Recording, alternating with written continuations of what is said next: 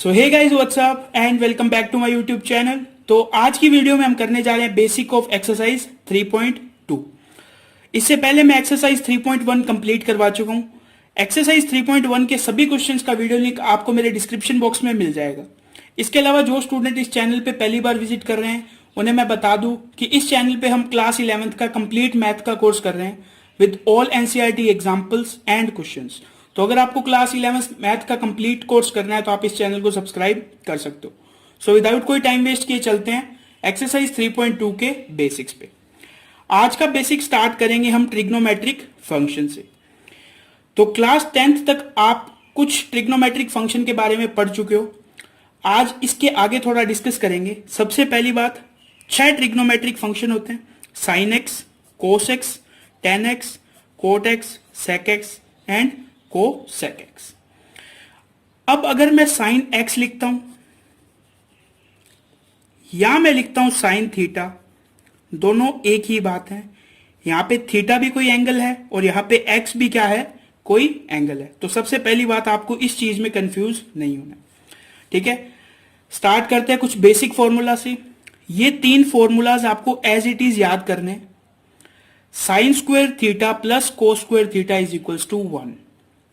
ठीक है, second formula है 1 plus tan square theta is equals to sec square theta and 1 plus cot square theta is equals to cosec square theta. ये 3 formula काफी important formulas है and इनको आपको as it is याद करना है। अब हम चलते हैं कुछ रेसिप्रोकल फंक्शन पे। जैसे साइन एक्स को हम क्या लिख सकते हैं, 1 बाय कोसेक एक्स भी लिख सकते हैं। कोस एक्स को क्या लिख सकते हैं, 1 बाय सेक एक्स। इसी तरह हम टेन एक्स को क्या लिख सकते हैं, 1 बाय कोट एक्स। इसके अलावा टेन एक्स का एक और फॉर्मूला भी है। वो फॉर्मूला क्या है, tan x is equal to sine x by cos x. ठीक है, बिल्कुल बेसिक फॉर्मूलाज थे।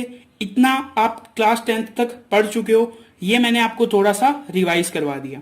ठीक है, अब हम चलते हैं ट्रिग्नोमेट्रिक टेबल पे। अब हमारा नेक्स्ट टॉपिक है ट्रिग्नोमेट्रिक टेबल। तो आपने क्लास 10th में भी ट्रिग्नोमेट्रिक टेबल पढ़ी होगी। आज मैं आपको फिर से वही ट्रिग्नोमेट्रिक टेबल बनाना भी बता रहा हूं और थोड़ा सा उसे याद करने का भी एक शॉर्ट ट्रिक बताने जा रहा हूं। इसके अलावा क्लास 11th में आपको 0, 30, 45 डिग्रीज के साथ साथ इनकी रेडियन वैल्यूज भी याद रखनी है। जैसे 0 डिग्री को रेडियन में भी 0 ही बोलते हैं, 30 डिग्री को रेडियंस में बोलते हैं पाई बाय 6, 45 डिग्री को रेडियन में बोलते हैं पाई बाय 4, 60 को बोलते हैं पाई बाय 3 एंड 90 को बोलते हैं पाई बाय 2। इसके अलावा आप 2 वैल्यूज और याद रख सकते हो। 180 डिग्री को रेडियन में बोलते हैं पाई और 360 डिग्री को रेडियन में बोलते हैं 2 पाई। ये जो सब रेडियन वैल्यूज मैंने यहां पे लिखी है वो सब आपकी फिंगर टिप्स पे होनी चाहिए। इन वैल्यूज को आपको बार बार कैलकुलेट करके नहीं देखना कि 30 डिग्री को पाई बाय 6 कहते हैं, 45 डिग्री को पाई बाय 4 कहते हैं। ये जो सब वैल्यूज है ये आपकी फिंगर टिप्स पे होनी चाहिए। स्टार्ट करते हैं साइन 0 से। ये आप समझ गए 6 ट्रिग्नोमेट्रिक फंक्शन है। आपको फर्स्ट लाइन याद रखनी है। फर्स्ट लाइन की वैल्यू क्या होती है, 0, 1 by 2, 1 by root 2, root 3 by 2 and 1। समझ गए। अब आपको क्या करना है, कोस थीटा की वैल्यू लिखने के लिए यहां से उल्टी साइड रिपीट करना है, यानी 1 को फर्स्ट लिखना है, फिर लिखना है रूट 3 बाय 2, फिर आपको लिखना है 1 बाय रूट 2, फिर आपको लिखना है 1 बाय 2, फिर आपको लिखना है 0। ठीक है, अब आपको टेन थीटा की वैल्यू रखने के लिए इसका इसमें डिवाइड देना है। तो 0 बाय 1 कितना आता है, हमेशा 0। 1 by 2 divide by root 3 by 2, answer आएगा 1 बाय रूट 3। इसके डिवाइड में ये आया, सेम वैल्यू है, दोनों कट के क्या आएगा, 1। इसके डिवाइड में ये आया तो वैल्यू आएगी रूट 3। जब 1 के डिवाइड में 0 आएगा तो क्या आ जाएगी वैल्यू, इनफाइनाइट। कोट थीटा की वैल्यू भी बिल्कुल सिंपल है। इनफाइनाइट से लिखना स्टार्ट करो, infinite root 3, 1, 1 by root 3 and last में हमें क्या लिखना है, 0। सेक थीटा आपको पता है किसका रेसिप्रोकल होता है, सेक थीटा होता है कोसेक थीटा का रेसिप्रोकल। तो 1 का रेसिप्रोकल क्या होता है, 1। √3/2 का रेसिप्रोकल होता है 2/√3। इसी तरह इसका रेसिप्रोकल होगा √2, इसका रेसिप्रोकल होगा 2, और 0 का रेसिप्रोकल क्या होता है, इसको 1/0 लिख देंगे तो क्या आ जाएगा, इनफाइनाइट। इसी तरह आपको कोसेक थीटा की वैल्यू लिखनी है तो आप इनको भी यहां लिख सकते हो, या फिर आप साइन थीटा को भी रेसिप्रोकल करके लिख सकते हो। तो मैं साइन थीटा को रेसिप्रोक करके लिखता हूं। 0 का रेसिप्रोकल कितना होगा, इनफाइनाइट। 1/2 का 2, 1/√2 का √2, √3/2 का 2/√3, और 1 का रेसिप्रोकल कितना होगा, 1। आपने नोटिस करा हो तो मैंने सेक थीटास की वैल्यू को इस फॉर्म में लिख दिया। पहले लिखा इनफाइनाइट, फिर लिखा 2, √2, 2√3 एंड 1। तो ये हमारी हो गई ट्रिग्नोमेट्रिक टेबल। यानी आपको 0 से लेके 90 तक, या मैं रेडियन फॉर्म में बोलूं तो 0 से लेके π/2 तक आपको सभी ट्रिग्नोमेट्रिक फंक्शन की वैल्यू एकदम आपकी फिंगर टिप्स पे होनी चाहिए। जैसे मैं आपसे पूछ लूं 10 π/4 की वैल्यू, तो आपको 1 सेकंड में आंसर देना है 1। अब हमारा नेक्स्ट टॉपिक है value of trigonometric function after 90 degree. यानी 90 तक तो आपने याद कर ली, अब 90 डिग्री के आगे क्या, अगर आपके पास कोस 180 की वैल्यू आ गई तो उसको कैसे फाइंड करोगे, तो ये मैं आपको अभी बताता हूं। सो अब हमारा नेक्स्ट टॉपिक है value of trigonometric function after 90 degree. यानी 90 डिग्री के बाद वैल्यूज कैसे फाइंड करते हैं। ठीक है, तो यहां एक नया कंसेप्ट आया है क्वाड्रेंट का। ये एक ग्राफ है जिसे मैंने 4 क्वाड्रेंट में बांटा हुआ है। नाम से ही बिल्कुल क्लियर है, फर्स्ट क्वाड्रेंट यानी first part, second quadrant, third quadrant and fourth quadrant. ये जो लाइन है ये है 0 डिग्री की लाइन। जैसे जैसे एंगल बढ़ता जाएगा ये कितना हो जाएगा, ये हो जाएगा 90 डिग्री। इससे आगे जाएंगे तो ये कितना हो जाएगा, 180 डिग्री। इससे आगे जाएंगे तो ये कितना हो जाएगा, 270 डिग्री। और वापस यहां पे आ जाएगा तो ये कितना हो जाएगा, 360 डिग्री। अब मैंने ये जो लिखा है ऑल साइन 10 कोस का क्या मतलब है, ये एक ट्रिक है। क्या है, एक ट्रिक। इसको आपको एज इट इज याद रखना है। आपको बोलना है ऑल साइन 10 कोस। इसका मतलब क्या है, आपको ये ट्रिक याद रखनी है, ऑल साइन 10 कोस। ऑल को यहां लिखना है, साइन को यहां लिखना है, 10 को यहां लिखना है, कोस को यहां लिखना है। इसका मतलब क्या है सर, ऑल का मतलब है अगर आपकी वैल्यू 0 से 90 डिग्री के बीच में है तो all trigonometric functions are positive.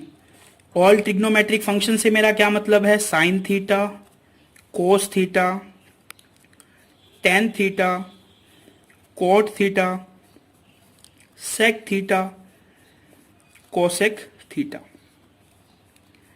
इन सब की जो वैल्यूज होंगी, यानी अगर थीटा की वैल्यू 0 से 90 डिग्री के बीच में है तो इन सब की वैल्यू क्या होगी, पॉजिटिव होगी। समझ गए। अब देखो सेकंड क्वाड्रेंट में मैंने लिखा हुआ है साइन, यानी इस क्वाड्रेंट में साइन एंड साइन का रेसिप्रोकल क्या होता है, कोसेक। यानी अगर थीटा की वैल्यू 90 से 180 के बीच में है तो सिर्फ साइन और कोसेक की वैल्यू क्या होंगी, पॉजिटिव होंगी। बाकी सब की वैल्यू क्या होंगी, नेगेटिव होंगी। इसी तरह थर्ड में मैंने क्या लिखा है, 10। 10 का रेसिप्रोकल होता है कोट। यानी अगर थीटा की वैल्यू 180 से 270 के बीच में है, 180 से 270 के बीच में है तो 10 और कोट की वैल्यू पॉजिटिव होगी।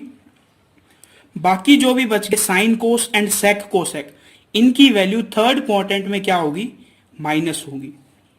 इसी तरह मैंने फोर्थ में लिखा है कोस। कोस का रेसिप्रोकल होता है सेक।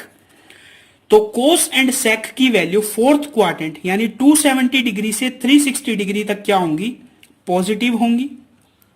इसके अलावा जो भी ट्रिग्नोमेट्रिक फंक्शन बच गए उन सब की वैल्यू इस क्वाड्रेंट में नेगेटिव होगी। तो काफी सारे स्टूडेंट्स को ये बात समझ में आ गई होगी, काफियों को नहीं भी आई होगी। तो जिन्हें नहीं आई उन्हें मैं एक एग्जाम्पल के थ्रू समझाता हूं। एग्जाम्पल लेते हैं। मेरे को वैल्यू फाइंड करनी है साइन 60 डिग्री की।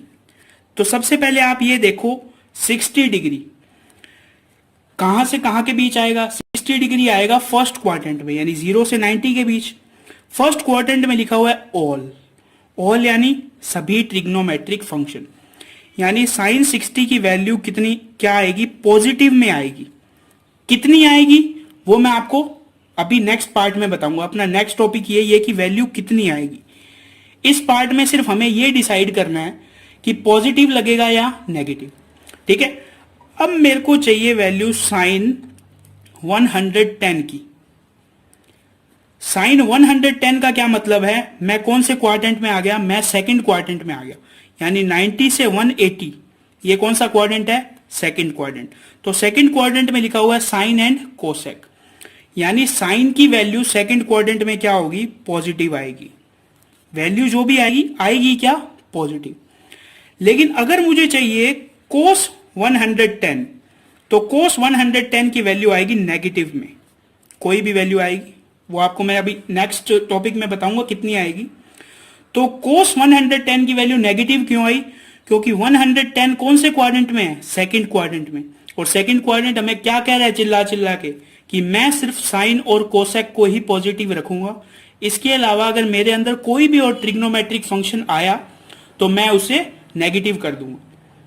सेम कंडीशन इसके लिए अप्लाई होती है। थर्ड क्वाड्रेंट हमसे कह रहा है कि मैं सिर्फ टेन और कोट को पॉजिटिव रखूंगा, बाकी सब ट्रिग्नोमेट्रिक फंक्शन को नेगेटिव कर दूंगा।